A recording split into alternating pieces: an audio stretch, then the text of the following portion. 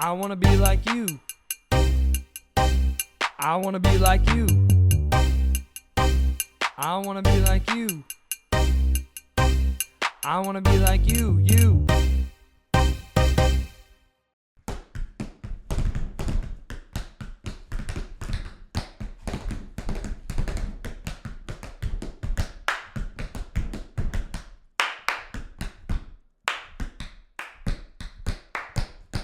I've lost the energy. So,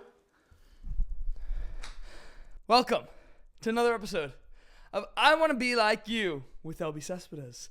Today, we have Mary Six Rupert. See everything that I just did there? Everything that I just did was taught to me by this woman, by Mary Six Rupert, the woman who taught me and many others how to tap.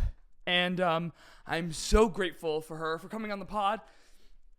We talk about her entire history, 13 years as a Rockette, Radio City Rockette. 13 years of those high kicks. She was in My One and Only with Harold Nicholas. We get into that.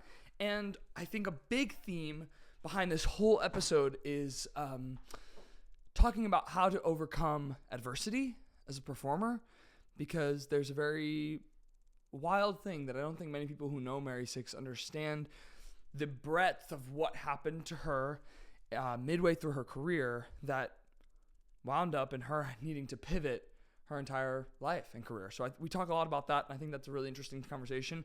And then we get into what she's doing now, which is hands down, Tap on Tap. She owns a tap company called Tap on Tap, where she does Hands Down, which is a program that she created for people who are disabled to tap with their hands. It's pretty amazing. A couple of things that I wanted to talk about before going to the episode, though, is Mary Six, we never say this exactly, but Mary Six teaches at Bridge for Dance, uptown in New York City, and she teaches there. You could find their schedule, and that's where you could go take class with her. And I'm realizing, having done this podcast with as many guests that I have now, that I want to have them back. I want to have more. I want to have everyone come back for a second episode and discuss more things, because we feel like just got to scratching the surface, even though we discussed so much with Mary Six. And there's some new topics that we discuss here. We leave abandon some of the old traditions, bring in some new ones, and I'm really excited about it. And I'm so grateful to have had Mary Six on. She's done a lot for me, and she taught me how to tap. So that speaks volumes. Here it is. Today, I want to be like Mary Six. Welcome, Mary Six. Thank you so much for doing this. Thank you. Okay, so we start this podcast. This is I Want to Be Like You. And we start this podcast with the same question every time. And it is, who was your I Want to Be Like You when you were a kid? Who is the person that you looked up to the most when you were a kid? When I was very little, Shirley Temple. Oh, really? Wow, that's so funny. We were just talking about her, too. I'm at the age where when I was little, she was popular. Right. And she stomped around there. When I got older, I realized a lot of her taps were dubbed. Yeah, right. Yeah, right. They were. She had that curly hair and that personality. What was your favorite Shirley Temple? The one, obviously, that I know the most is the Bojangles, the Bojangles Shirley one. Yeah. But did you have a specific one that you were? I can't remember, but I liked the ones where she was younger. It might have been Curly Top. I'm not sure. Oh, cute. But yeah. There were a lot of them, but that was the only little girl tap dancer. Oh, right. Well, yeah, of course. I knew. Yeah. Oh, that's so sweet. So where did you grow up? Dallas, Texas. Dallas, Texas. Can you hear my accent come out? Just a little bit. I didn't know that you were. When you said Dallas, Texas, I could hear it. Yeah. So when we met and you had said Texas, I was like, oh, I couldn't pinpoint it because it's like a little washed out. You've been in New York long enough, I think. Well, it was bad when I got here. Yeah. But it's gotten better. But when I started talking about Dallas, then we're back. Right. Right back home. That's what brings it back. Okay, so tell me, how old were you when you started tapping? 2. 2 years old. Can I tell you how? Yeah, of course. Good. So actually, my tap career started at 9 months old. Oh, wow. At 9 months old, I rolled out of my dad's lab, and even though infants are not supposed to be able to do it, I broke my leg. What? So when you're a baby, they put a cast on both of your legs up to your waist because they don't want one leg to develop while the other one's healing. Oh, my gosh. So I had a cast on both legs and a handle between my legs so my parents carried me around like luggage. Oh, my gosh. So when my older sister, who was 5, started tap lessons in a real class, I really wanted to start. You know, I've been watching Shirley Temple and everything, and I was Right. only 2. Right. So there were no 2-year-old classes. So Yeah, my mother yeah. talked to the instructor. She said she would teach me privately. So my Wow. first performance, Yeah. I did a little song and dance, and I was 2.5. Oh my gosh. Yes. 2.5, you did a performance? Yeah, I Oh, wow. sang. Well, I'm sure it was horrible. I don't remember it. Oh, But there's a photo, which I will Horrible send 2.5. you, with me with a mic, and I'm way below it because they couldn't lower it anymore. yeah, right. But here's the telling story of the whole thing. So I did the performance. Why they let me out on stage by myself at 2.5, I don't know, but there was no adult out there. So here, go out. So when I finished and heard the audience clap, I wouldn't leave the stage, and my teacher had to come on and like I had drag to me pull you off. off that stage. that was a bad sign, right? That's there. like me now. Yeah. I think that's like me now. They would have to pull me off the stage to get me off. But you know, I didn't know any better. But I thought, hey, this is kind of neat. Yeah, right, of course. That's so cute. So you tapped in Texas. When did you decide like, oh, I think I want to do this professionally? Well, Well, did you go to college for musical theater? Was that like a thing? yeah, but it wasn't musical theater. It was the wrong thing for me. I went to a concert dance program. Oh, okay. At SMU, Southern Methodist University in Dallas. Oh, okay. And the dance technique, particularly the ballet that I got there, was great, but no auditioning, Right. you know, Right. classes, no any of that. It was more, it was a concert program, and in my mind, they're training people to teach other people in concert programs. They're not training you to okay. be professional dancers. Right. You know, And so, what was your major in school? dance. It was. But It was a but dance but major. there wasn't a musical theater I part see. there. That's all you could get. I see. Okay. So then, Yeah. did you know that was what you were going to do professionally at that point? Well, no, because I was actually raised to be a dance teacher because that's what my mother was. Right. And I'm really lucky that I was raised that way, but I was never encouraged to be a performer. And I Oh. was never encouraged that I was good enough. So it was a little later in life. So I was a teacher and choreographed in Dallas and did my I own see. thing. And then a little later in life, I decided that if I didn't try it now, Yeah. I'd be 45 and wondering why. Yeah. Right. And so a little later than I should have, I moved to LA to try it. Even though I felt in my heart I needed to be in New York, I knew if I went Dallas to New York, it would be too big a change and I jarring. wouldn't make it.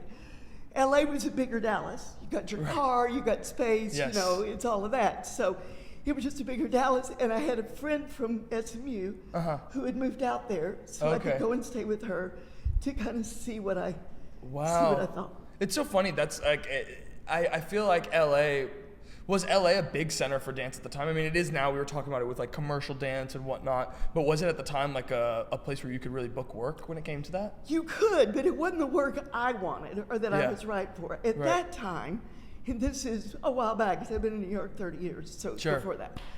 The big hot thing were music videos.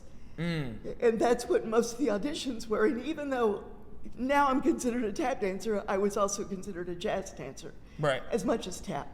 Right. But it was never a music video type. It just Sure. isn't my gig. Uh-huh. You know, I'm a high energy, Yeah, pretty sure. tap musical girl. Sure. And so I went to some of those calls just to Yeah. get the experience or whatever. The only other calls, and I had to learn this because they didn't realize this, they gave musical theater calls, but they hired out of New York. Oh, So that's they interesting. were required by Equity Yeah. to audition in LA. Right. We did, and like 42nd Street, I got put on, I would always be in the last 3 or 4, put Yeah. on file, and then they'd hired out. of New York. Wow. So how long were you in LA for? Almost 4 years. Wow. Okay. And so then what made you make the move to New York? Well, a couple of things. The first thing is I knew that LA was, you know, once I got there, you know, I loved the weather. I loved the fact that you could go to the beach or a lake or the mountains, you know, all of that. But I knew the business wasn't right for me. And I know this sounds weird, but the personality of the city wasn't me. Right. Let's say, look at this and think laid back. Sure, No. yeah, right. And That's the I- opposite of what, if someone asked me to describe you, I would never say like, No. I would never say And you like know, that. my dancer friends in LA would go, you know, there'll be an audition in a couple of weeks, let's go to the beach. And I was frantic. I'm like, Yeah, no, right. I'm going to 3 auditions today. Yes, right. And so I was born hyperactive, and Yeah. so I felt like Me New York too. would be a better fit for me, and Yeah. it's absolutely been a better fit for me. Yeah, right. The other thing is, because I moved to LA and I was older, I wasn't 18. Yeah. LA is very age conscious. New York is more forgiving of that. And so I knew it would kind of be the right place, but you know, I had a boyfriend out there. I kinda liked did him you? For a minute. Oh, yeah, wow. Yeah, but I knew I wasn't going to let that stop me, and Yeah. he would never have left LA. So Yeah. I ended up getting hired, can't really remember how, to do a shoe industrial in New York. Oh, So a shoe industrial. you remember industrials? Yeah, of course. Yeah, we still audition for Yeah, industrials, yeah, but yeah. that's funny. So a friend of mine recommended me. They said yes, they'd never seen me. I'm living in LA. I just flew out there and did this Bass shoe industrial. Oh my gosh. So one of the girls in that shoe industrial said, me and my roommate are looking for a third roommate. Then a third, you know, not that I wanted roommates, but now I could afford it. Oh, yeah, right. You know, and so that was the last little thing that went, this is my sign, I gotta go. And it wasn't a tap shoe industrial. It was just a shoe industrial. Not a tap shoe industrial, no. I think Bass shoes make what, leather loafers or something, I don't know. Right. I was going to say, because then that would be fitting at least if it No, was a tap and there shoe wasn't industrial. any tap in it. But, you Yeah, know, right. as I say, particularly in my LA time, you know, LA, there were tap classes there, but mainly jazz. Okay. Jazz. So in LA, I was really considered a jazz dancer. Yeah. So you came to New York, and did you fit right in, or did it take you some time? New York was a rough transition for me because I didn't really know anyone here. What year was it when you came? 85. 85. That's why this is 30 years. I see. Okay, Sure. gotcha. And Wow, congratulations. Happy 30-year anniversary. yeah, unknowing to me, I moved here on St. Patrick's Day. Oh, nice. I had no idea it was a big deal here, right? Yeah, right. So this St. Patrick's Day will be my 30 Will be 30-year anniversary. Wow. But the thing is, when I came, I didn't know anybody. My roommate, I'd done one shoe industrial with her. Yeah. I didn't really know her either. Right. But, you know, at least I had her, but I Someone. knew no one. Right. And so for me, what I did that kept me going is I went to every dance class. I joined a gym. I went to the gym. So whenever I felt like lonely or whatever, I'd go exercise somewhere. Where did you live? Do you remember?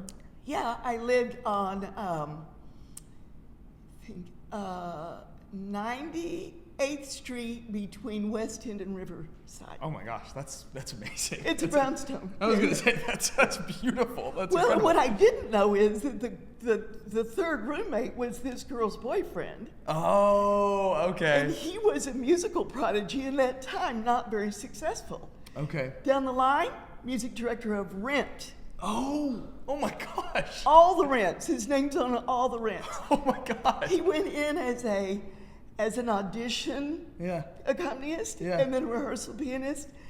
And Jonathan Larson realized his talent was there and said, Wow. help me do this show. Oh my gosh, that's incredible. That's kind of crazy. Yeah, by then, of course, I moved out and I didn't get it. Yeah, right. But I remember, you know, him getting me tickets to go like on the front row of Rent. And, That you is know, so funny. I'll never forget that, yeah. So what was the show that made you get your equity card? Well, I guess actually I should ask, what was your first professional theater job? Okay, well, this goes back to LA, Oh, which well, is okay. very unlikely. Okay. I moved to LA Yeah. in, 82. Yeah. It happened to be, I didn't know this, the 50th anniversary of the opening of Radio City. They formed an LA line. Right. That's right. I didn't go it to was LA. The LA Rockettes. I didn't go to LA to be a Rockette. Yeah, yeah. I mean, who would? Right. But it was a real advantage to me because I was a real strong tap dancer. A lot of the LA dancers are not. Right. And because the New York line is doing a Christmas show. This was an LA Christmas show. Okay. So they had to hire a lot of girls. They couldn't bring From New York LA, ones. right. Yeah, that's right. Exactly. Well, they brought out about maybe 10 girls that had been alternates in New York that could kind of help us, Yeah. figure it out. But Right. it was almost all new people. People were coming in from Vegas everywhere to audition for this. Right. So there were hundreds Because it was the girls. first time they'd ever done it. Yeah, it's Okay. first and the last. Yeah. We did 2 years of the Christmas show, 82 and 83. Wow. And then they stopped the And show. that was your first experience. That was your first experience. Well, that as was a the real, first union experience. Oh, I see. Okay. That is AGBA. That was and it still A is. variety show. Yeah, well, the Rockettes are a variety show because they're Right. not book shows. Right. So Yeah. it still is under AGVA. Exactly. So then, did that give you an advantage when you went to New York in terms of Well, what it auditioning gave for me the an Rockettes? advantage is at that time, if you were in one of the 4 main unions, you could join equity. I just joined. Oh, that's So by incredible. the time I got to New I York, think it is still that way. yeah, by the time I got to New York, I could go to all the equity calls. But Oh. in my day, it was a little bit different. I realize now, a lot of the kids getting out of college don't want to go equity for a while because No. it's an advantage Right. to not only get shows but get roles Right. in shows. But see, Well, I just think there's a lot more non-union work now than there was. absolutely, Back then. there were not all those non-union tours like there are Right. now. Right. So our goal immediately was to get union as fast as Right. fast as we could. Yeah. You know? And so then did you, like, in my head, I'm like, well, you were an LA Rockette for 2 years. Do you go and immediately audition for the Rockettes once you get to New York? Well, here's the other story. So I moved to New York in '85. In the summer of '85, they were going to send 18 Rockettes to Disney World to do a show down there for the summer. Oh. And Disney was going to do a show in New York, so now they needed more replacements. So I auditioned again, and even though the director of the Rockettes, Violet Holmes, had worked with me in LA, she was there at the audition, but I also then had to audition for Disney. I see. 'Cause So you were Disney was auditioning auditioning for that as- Disney World moment. No, because I didn't go to Disney World. I was You one were that replacing replaced one those of the, girls. okay, yes, got it. So every time I moved was some big celebration, and they needed girls, and I just walked Right. in and auditioned. But once Right. again, some of the girls that were alternates like me, not on the roster, Yeah, Disney didn't want them. I see. Even though they would get into the Rockettes, Disney didn't want them because we had to do other stuff at Disney Ballet and other stuff. Oh, I see. You know, Okay. you know. And so then, what did the Rockette audition entail in LA versus New York? Well, they were similar. Okay. The first thing is when you walk in the rehearsal studio, there is a ruler on the side of the door. And you get measured for height, and if you're not the right Right. height, you don't go in. Oh my gosh. And there were That's girls it. with lifts in their shoes and buns on their heads, and they would take the thing and put it all the way down on your head to make sure. Oh, is that right? And you had to do it barefoot. Oh, So you wow. couldn't do, That was first step. First. Yeah. That's crazy. So, well, because it only makes sense. Watch at the audition. Yeah. Girls that are 5'3" or 6'1", because they're never going to be in the line. Right. So it's it's kind of a waste of the time. So that's the first thing you did. Then when you go in, we did, I think, a little short, sort of lyrical, almost ballet kind of thing, just to see if you can move. And part of that, I mean, you see it when you go to musical auditions. They will do a chasse fourth pirouette just to see if you've had any training, if you stand up, if you got posture, whatever. Right. Because as a Rockette, we didn't only tap. We did jazz things and Right. stuff. So we did that, and then we did, I think, a jazz musical theater kind of jazz combination. Then we did kicks. Right. And then, so did they make cuts in between those auditions? Yeah. Yeah. Yeah. And then the kicks were weird because, of course, we hadn't done Rockette kicks. But they had us do jump kicks, and they wouldn't let us be with anybody. And so they would view you from the side to make sure if you could keep your back straight when you kicked as far as Oh man. leaning Wow. over. You just had your arms out and you had to do like 15 or 20 in a row. Wow, that's so interesting. So we did that. And then we got to tap combination. Wow, so it was, and then after the tap, was that the end, or was Well, that? we were there all day, and they were Yeah. making cuts as we went along. Yeah. So at the end of the day, they still had, I think, well, there's 36 Rockettes plus swings. Yeah. And we had, maybe 5 people that would add to the line. So they needed probably 30 girls. Wow. So they needed a lot. But they still had probably twice that many because it started with 300 or more girls. I was gonna ask how many people it started Well, with. I don't know because I didn't count them, but it was Well, no, a yeah, huge but it was number. always. Yeah. Now obviously it's huge, but I wanted to know if it was always that way, where it was a huge, Well, it catapult was, but this was a type. call for a different thing than LA ever does. And so, like I said, people were coming from LA From all and over to everywhere come to LA. to do this. They probably audition. thought their chances would be a little higher too than New York. Well, also, if they were tap dancers, they thought their chances would be higher because Yeah. LA dancers are more jazz dancers. Right, we're less tap oriented. So anyway, so we went the whole day. They got to the last group, which was still over 100. they made the call out of the girls to come to the final callback, which is going to be a week later. Yeah. I was not called. Oh. So me being horrified, thinking I was new to LA, I thought this is like everything I can do. I'm the right height, I can kick, I can tap.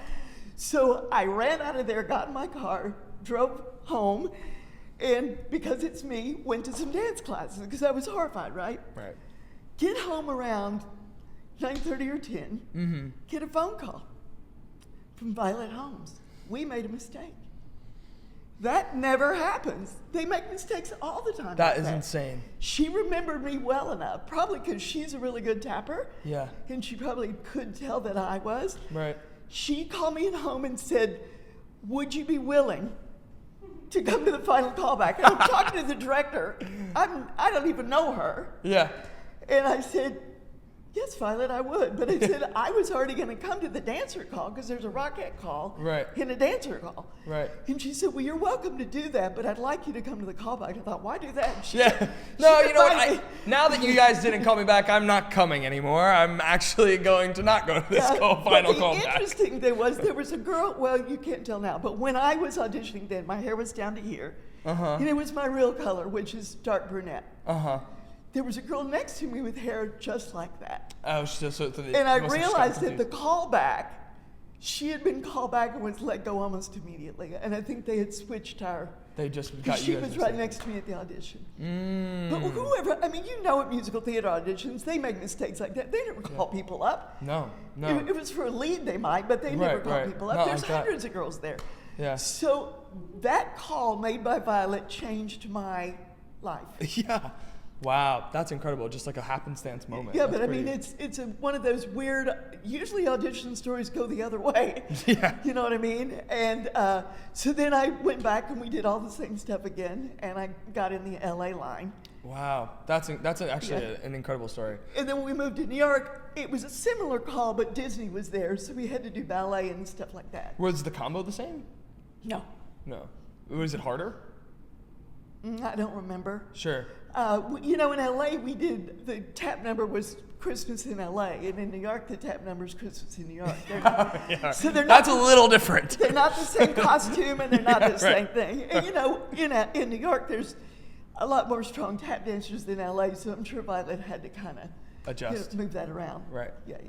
You were Rockette for 13 years. 13 years. Wow. Yes. And so then you tell me about, this is something interesting about the Rockettes, and we've spoken about this a little bit, but kind of the responsibilities of a Rockette that weren't just the Christmas show, because in your time they were doing so many other things that were year round. Like you had mentioned the spring show or the Disney show that you had mentioned. Talk a little bit about that, like the things that the trial and error things that they were trying in your time. Yeah. Well, in my time, we not only did the Christmas show, some of my years, we also did what was, at that time was an Easter show.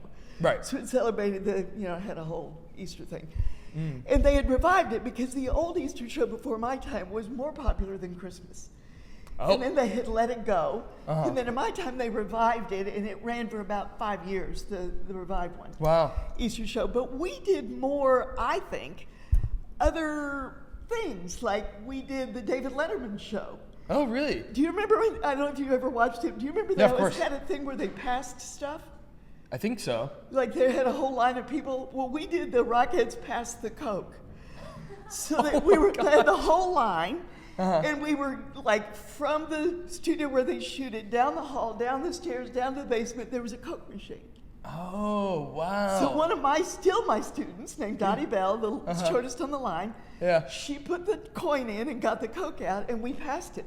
Oh my gosh, that is all so the way. funny. But of course, always the girls that got to take it into the theater for David Letterman were the tall girls. Oh, not short girls. Sure. Yeah. That's pretty funny. We did a lot of outside activities like that. What did the Easter show entail? Were you, like doing numbers about the resurrection? Like. Well, no. Have you seen the Christmas show? Yeah, of course. Okay. So you know the Christmas show is variety, but then they also have the Nativity. Yes. Oh, yeah, right. So this one opened with the Glory of Easter. Oh. And then the show was just a show. And, it had spring things and, and all that. But here's the real bad thing. I was dressed as a blue nun. That is never going to be a good thing. So I had lilies, and we paraded out. Oh, I thought I was going to catch on fire. And then we kind of walked up on these risers. Yeah. And then it struck a big note, and we sat down and made a white cross out of our lilies. Oh my goodness. Heaven. That is so funny. Yeah, but it was actually, for me, it was kind of crazy from my point of view, but it was done beautifully with beautiful orchestrations, and we always had a live orchestra. You definitely weren't kicking as the Blue Nun. No, I was trying to be serious. Right, yeah, right, trying to be as serious So that as possible. was like, instead of the nativity, we did that, but the way they did it for Easter, I think was a little better, because that was like a pre-show. Like, here's that. Now we start the show. Right. And the only thing about the revival show I didn't love is we had a bunny. A person that was a bunny. You had a person that was was it one of you? No, it had to be the bunny? No, but it was the lead. It was the bunny. And the bunny was the lead of the show? And the bunny was, was a singer-dancer and did stuff throughout the show. The bunny sang too? Yeah, yeah. Oh my goodness. So it's like a musical theater guy, yeah. And was it almost like a book show that revolved around the bunny? No, it just revolved around sort of like spring, Easter. It's never a book show, but the bunny would show up. And, but the thing and you have like the Santa type. But they tried to make it like a modern bunny. Yeah. Blue lycra shorts. No. Don't put that on a bunny. No. So that never Nobody wants to see the bunny in blue shorts. Yeah, like little lycra shorts. Oh my gosh. Yeah, the whole thing. So that wasn't my favorite part, but we did some beautiful numbers. We did a Gershwin number that was... Oh, really? That was really... Oh, that's really special. That's awesome. Tell me a bit about, because I remember you talking about this, and I think it's just so funny, about, like, in the spirit of this, you had this Easter show, and then the Disney show, when Disney tried to come in and then commission, like, their own show. Yeah. Tell me a little bit about that one. Well, the Disney summer show was... it was a summer show. It was a summer show, because they were down there in the summer, and we were up here. Okay. So it was a summer show. But Disney did it sort of like they used to do at Radio City, where they included films. Okay. See, Radio City used to do a film, Rockettes, do a little short show, film show, and it was a year-round job. Okay, I didn't know that. Yeah, okay. that was before me. Yeah. And then they were going to shut down Radio City. They didn't shut it down, and then they went to Spectaculars, which is what we do now, where it's just a longer, real kind of show. Yes, right. Yeah. So Disney did two, like for part of our run, there was one film they would show, and part of the run there was another film to show. Mm-hmm. Well, the films were like the Black Cauldron. They were scary to the kids. Well, because this is before the Disney Renaissance, so this is before Little Mermaid and Aladdin and Beauty and the Beast. They were doing the Black Cauldron was one movie, and the other one was Return to Oz, where the first scene is they drag this little girl off to like a insane facility. Oh, what? Yes. So that, though, our show was all traditional.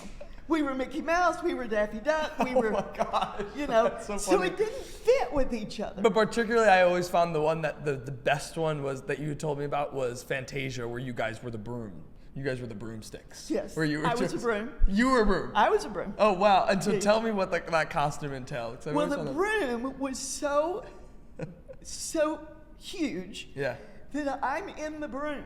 Uh-huh. Then the top part of the broom, the handle of the broom is above me, and the little things with the buckets on them are above me. Oh, they're not your arms. No, they're on the broom. Oh, yeah. I see. No, because our arms had another thing to do. What were you doing? Well, the costume was so big and heavy that when we got in it, first of all, they had to hang them backstage. Uh-huh. So there was nowhere for 36 brooms to be. Right. So we would go backstage and we would get in line. Yeah. They'd lower the broom on us. Oh my gosh. There was a harness and a seat belt. You'd belt yourself in, and there were handles you would hold. Oh, to navigate To navigate, because it was such a heavy... And you were trying to do the number that was in Fantasia, where you guys are all supposed to be precise and in that line and then waddling all, Well, first they thought, in these broom outfits, where we could see almost nothing, that they would put... Well, Radio City has all the elevators at the stage. I was going to ask you about that too. They would lower the back elevator and put risers there. Mm-hmm. And we would walk up the risers so you would see like you see it in the movie where you see the top where of they it. start to rise, We couldn't see anything. Yeah, right. We couldn't walk up the risers. We were scared. I remember one girl, we were trying to rehearse in the costume. She got claustrophobic. Oh. So we're in the basement. She said, I'm going over. She dropped herself over so she could crawl out of the costume. It was a nightmare. Oh my gosh. So we did not end up doing that. Wow. But we did end up marching forward. But the bad thing is they thought Shanae turns would be neat. Oh my gosh. It's such doing Shanae turns It's in a the top broomstick. heavy. I mean, the thing was, like 6 feet above us. Was that crazy. an idea that panned out? Did you guys actually wind up doing that? Oh, yeah. Oh. Because for those numbers, we had a Disney choreographer. Right. And a lot of those Disney costumes were from Disney parades, and they were heavier than they should be for stage. I see. Okay. So, yeah, so that was the number. But we did a deck of cards. I was a 3 of spades and a deck of cards. Oh my gosh. There were some people, it wasn't me, that had to be a caterpillar, and there were all people in it. But I was asked if I wanted to do hippos on point, and I said no. Hippos on point? But my friend did it. They asked who could do point. Yeah. Oh my gosh. As a hippo? Yeah, she did his hippo. I knew it wasn't going to be pretty. I said, oh no, I'm not doing point. I feel like there's definitely people listening to this or watching this right now going, how do you not know the hippo's on point? Because Exactly. Kirsten's sitting here telling me, oh yeah, the hippo's on point. Yeah. You know the hippo's on point. What are the hippos on point? Well, they're in there. It's an animation, though. It's not real people. It's an animation. Oh, I see. Okay. Yeah. Okay. And, and because I could do Broomstick's not ballet, that far off. I got to be this beautiful butterfly with these huge wings and everything. And the ones that couldn't do ballet had to wear horse heads. Oh. So I'm like, get that ballet I was going. going to say, if you don't want to wear a horse head, then go take a class. Get your go take a ballet ballet trained class up. if you don't want to But look they like a knew horse. I could do ballet, so they thought I could do point, which of course I could. But I Right. said, oh no. I'll pass on And the my hippos. poor friend. I mean, you think about that, several shows a day, As a dragging hippo. around a hippo in little point shoes. That's No. crazy. So you had the option of being either a hippo or a horse. That's Well, I didn't have the option, but I Right, took right. the option. Yeah, right. I wanted to be a butterfly. Oh, that's nice. Yeah. That's a nice medium. Hippo, horse, butterfly, Butterfly. right in the middle. Yeah, that's it. So tell me about when a part of being in the Rockettes too, you got to travel with the Rockettes and do other shows like we've talked about Can, and you Yeah. got to do Can in Japan. Yes. With Chita Rivera. Correct. Yeah. So tell me about that. Well, that was kind of a unique experience that the Rockettes really hadn't. I mean, the Rockettes performed with a lot of people like Peter Allen, Anne Margaret. We did the Anne. Wow. I was in the Anne Margaret show. So we performed with a lot of, stars like that. Yeah. But doing a musical was a whole different thing. Right. And what the idea was that it would be Chita Rivera and the Rockettes would be the Can girls. Mm-hmm. So we'd be the chorus. Right. So the problem was that I was still an alternate. So at that time, no longer exists, but at that time there was a roster, and you had to be there long enough not only to be recommended to be on the roster, but somebody had to get off the roster. So I was still an alternate at the time, so the roster girls got first priority with that. Oh. So they went out and they toured the U.S. Okay. Right. Because they did a U.S. tour first. Yeah, and I wasn't in that because I wasn't rostered. Was this originally like a Broadway production, or was it? No, it was It was a just tour. launching the tour. Yeah, it was a tour. It was, let's see if I'm lying. It was an equity tour. No, I'm right. It Okay. was an equity tour, but it wasn't anything before it. I see. So then at the end of the U.S. tour, they decided they would do the summer in Atlantic City, and Chita didn't want to go. So they got a star to be Yes. Chita's spot. Uh-huh. And a lot of the girls didn't want to go, Uh-huh. so I got in that one. To the Atlantic City one. Yeah, and by Oh, then wow. I was on the roster. Mm. So then I got in the Atlantic City one. Then they were going to take the Chita version to Japan Right. in the fall. Where was it in Japan? We went to the big cities like Tokyo, Osaka. Oh, it was a tour throughout Japan. We did, well, not all of it. We went to like 3 or 4 big cities. Okay, Yeah. got it. So that was already planned. So what happened is when they wanted to do the Japan one, then all the girls wanted back in it. Yeah, right, of course. And so I'm at the bottom of the totem pole, right? So Yeah. the producers called me and said, don't come to the rehearsals because right now you're not in it. Yeah. Hang loose. Mm-hmm. We will let some of those girls go and we will hire you. Wow. which is what happened. Wow. Because in equity, which a lot of these girls didn't understand because they were AGVA, in the first, I forgot what it is, week or 2 weeks of rehearsal, they can let people go for any reason. Doesn't have to be anything major. That's interesting. And so they knew what the girls were they had on the road, and some of them weren't, they were great Rockettes, but they weren't necessarily dancers. Fit for a book show. Well, yeah, and I always did both. So I had to audition for both, so I had to be a dancer. Right. And so they literally said to me, just wait a few days.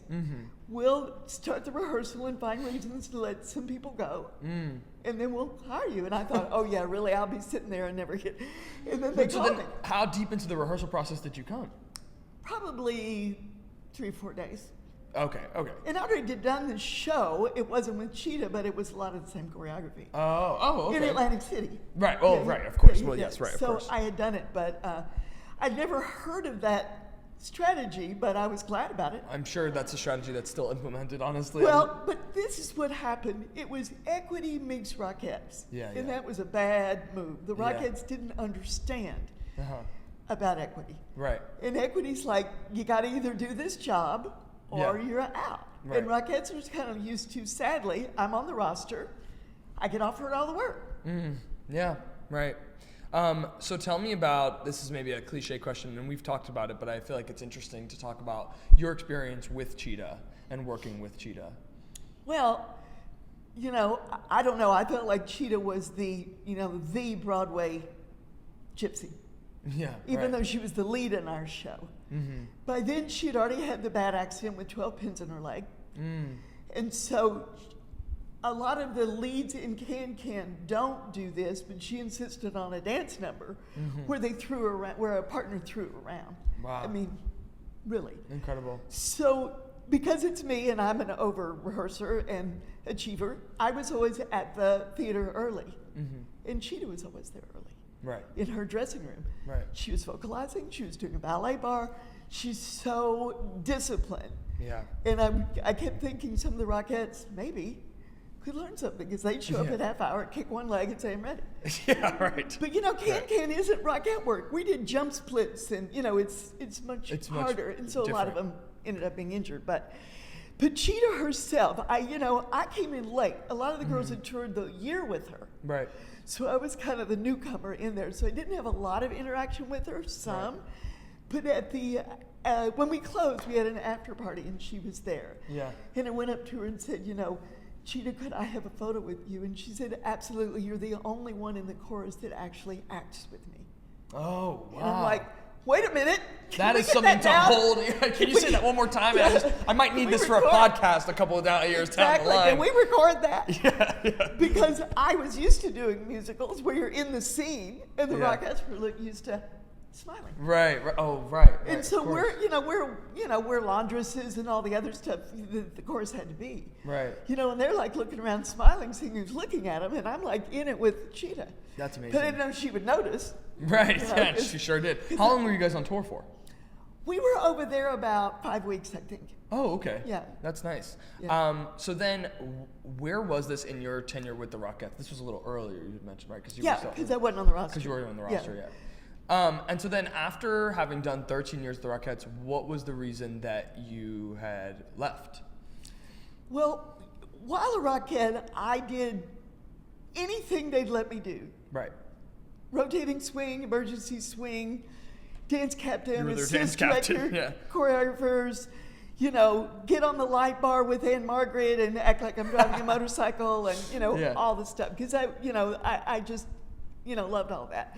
So we did a national tour, which we rarely did, called the Radio City Anniversary Show, because it was the 60th anniversary of Radio City.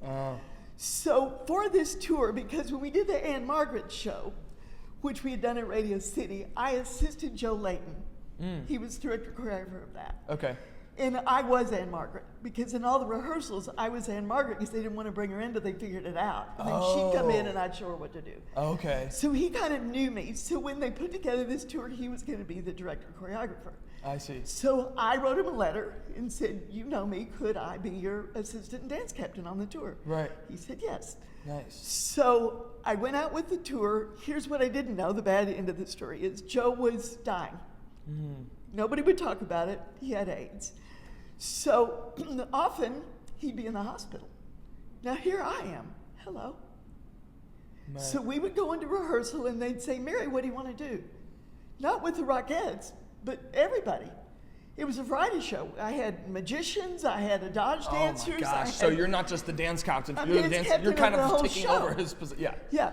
So it ended up being, needless to say, a very stressful situation. Yeah. And, girls were sobbing and crying, and he'd come in, he was kind of crazy, and he'd come in and say, well, for this number, we're going to black our teeth. And the girls would be like, we can't black our teeth. I said, go away, we're not going to black our teeth, stop it. But because he just was Right. going. Eccentric, yeah. Yeah, it was bad. And his thing every day would be, he'd turn to me and he'd say, I'm making shit out of shit. My favorite. And the sad thing is, I didn't work with him in his heyday, but he did Barnum and all kinds of TV specials, and supposedly was fantastic. But at this time, he was sort of waning. So anyway, with A Wing and a Prayer, we got that show up and out on the road. The problem is, it wasn't a show that had been done anywhere. Right. That we were doing some of the traditional Rockette numbers, the underwater ballet, the wooden soldier, so Violet would come and help with those. Yeah. And then there was all new stuff. So it wasn't something that I could just pull out of my back pocket. He hadn't created it yet. Yeah. Wow. So at one point it got so bad that they brought in Maurice Hines No way. to help out because Joe was in the hospital. And so Maurice came in. So now I had to assist Maurice. And he was boatloads of fun. Right. But not a great choreographer. That wasn't his gig. Sure. Really a lot of fun. How did he adjust everything then? Well, he did one Henry Latang step after another. Nice. Because they studied with Henry Latang. Yeah. And I recognized a lot of those steps. But what would happen is he'd come in for a few hours and choreograph some stuff, for the Rockettes or whatever. And then he'd be gone and then I'd fix it. He'd come back the next day and say, that looks great, and not realize that I made it on the right foot and on the thing. So that's how that worked. Wow, well, hey, you're unrecognized, unacknowledged. But here's the nightmare. Joe gets better. And Maurice is now in it. No, Joe gets better. He's jealous Yeah. of what Maurice has done. So now he wants to change what I have fixed that Maurice has done. Yeah. And so that was... Did he win? He did. Well, he's the director. Right. Yeah. Right. And so it was, for me, being in that position of assistant... And at that point, Maurice was already out, or? Well, Maurice hung around with us. He was there for opening. But, Sure. but Joe had recommended Maurice because he had worked with him before, but now he didn't like it because Maurice is fun and we were all, moving along and, we were doing stuff. And was it the best choreography ever? No, but I didn't care. I just want to get the shit up. Yeah, right. Because we had a chance of losing this job completely if we didn't get the show together. We had an opening day and we had to do it. So it was a lot of work for me, and it was a lot of therapy trying to keep these women from committing suicide, and that, we're going to get the show together, let it be, Oh my gosh. Because there was a lot of upset and turmoil and, all that going on. So crazy. we went on tour, and while we were out, I started developing these weird movements in my face that I had no control over. And of course, I didn't know what they were. Right. Nobody knew what they were. I went to doctors, I went to neurologists, nobody really knew. Everybody wants to say they're stressed, and of course, not. Sure. I was under a lot of stress, but what I have is not considered a stress illness anyway. Right. So finally it was really bad, and I left the tour for a couple of weeks to try to get, diagnosed or whatever, and went around and did some stuff. And they put me on, some neurologists put me on some medication that was horrifying. He didn't really know what I had, but he just put me on some medication that was really, really strong. So now I'm running a company, half in a days, and if a Rockette goes out, I got to go out and dance. Oh, man. And so finally, I just said, I got to go. And I had to leave the tour. Wow. And they went on for the rest of the year and 3 years in Vegas. 3 years in Vegas. And I didn't get to do any of goodness. it. Wow. So then, and you didn't know what this was at the time? So I left the tour, but my apartment in New York had been sublet because I thought I'd be out for at least a year. Oh, okay. So I went back to Dallas to stay with my parents and try to find out what was wrong with me. Right. So we went around to neurologists in Dallas. One literally, when I said to her, I'm a performer, what can we do about this? She literally backed away from me. like, oh, that can't be good. Yeah, why? Because she didn't know what to do. Right. And so finally, I actually booked myself at Mayo Clinic. Not a doctor sent me, I sent me. Because they're strictly diagnostic, so they diagnose difficult things. Okay. So my dad went with me. We went there to Minnesota, the original one. And I thought, well, I'm going to be here for weeks testing. Nobody knows what's wrong with me, whatever. Right. So we went in there. They did one test on me. It's an eye test. Because there's an illness with movements in your face called Wilson's disease. And there's deposits of copper in your eyes if you have it. And I'm thinking, why are you testing my eyes? That's not an issue here. Yeah. But that's what they were looking for. Didn't have it. So then they said, you've got dystonia. Dystonia.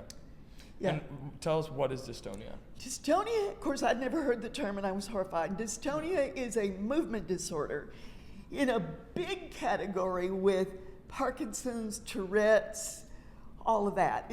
These illnesses are all different, but they're all movement disorders. They're all thought to be a brain chemistry issue. In other words, it really is not the muscles, it's the brain sending the message to your muscles to move. Like if you say, I'm going to tilt my head. Right. The message goes, but mine would just go tilt your head all day. I see. So it isn't the muscles doing anything, they're doing what they're told to do. Right. But it's the wrong message from the brain going into your body. So after getting a diagnosis like that, what do you do? Well, luckily, the people at Mayo Clinic said the doctors you have to go to are movement disorder neurologists, not neurologists. Movement disorder neurologists. Now, you tell me why. I'd probably been to 5 or 6 neurologists. Why didn't they mention that specialty? Yeah, right. They knew it, but Right. they got this God complex and like, well, we'll know. Right. No, right. you don't. Movement disorder, they know Parkinson's, they know dystonia, they know Yes. Tourette's, that's their field. Yes. I didn't know there was such a thing. Yeah, me neither. I didn't know until just Yeah. now. So that's what I did, and I went there, and they said, well, I went to one in Dallas, and it was kind of a furor. They didn't really know what they could do, and the guy finally said to me, you better get used to this, you'll never be better. I'll never forget that day, because I'm thinking, I think I'm going to go lay it down in the dark, which I did for one day. Yeah. And then I thought, what's wrong with you? You need to go back to New York where the real doctors are. Sure. Yeah, So, right. You're I in got Dallas, going to the Dallas movement disorder neurologist. Imagine what the New York movement disorder neurologist is going to tell you. So I did research online and I found 2 in New York. I took all of my scans and everything, the exact same ones in the same day, to each of the doctors to see what they'd say, to decide if there was one that I could go to. And they gave me similar recommendations, but one was a little more proactive. And so I went with him. His name is Dr. Mitchell Brin. And I went to him, and he said, I cannot cure you. There is no cure for this. But he said, I will not give up on you, and you and I are going to keep experimenting till we find a combination of treatments that will give you a good quality of life. It won't get rid of the illness. Yeah. There's no way to do it. We don't have that knowledge right now. How does something like that come about? Where does dystonia come from? Is it genetic? Is it... Well, they're doing all kinds of research. The children that get dystonia are in bigger trouble because the children that get dystonia, it usually shows up about the time they're 3. And it generalizes, so they're in wheelchairs. Oh, it's over their whole body. Adult onset, which is what I have. In children, they're seeing a little genetic connection somewhere. Mm-hmm. Adult onset, which is what I have, they have no connection because there's nobody in my family that has it. How bizarre. Yeah, they have no known cause, no cure. Wow. And so what did Dr. Mitchell do to help you then? So what I did is I started on, a plan of taking every brain chemistry drug there was. There's not any medicine for dystonia. You steal from other illnesses. Mm-hmm. So the medicine I'm currently on is actually for schizophrenia. What?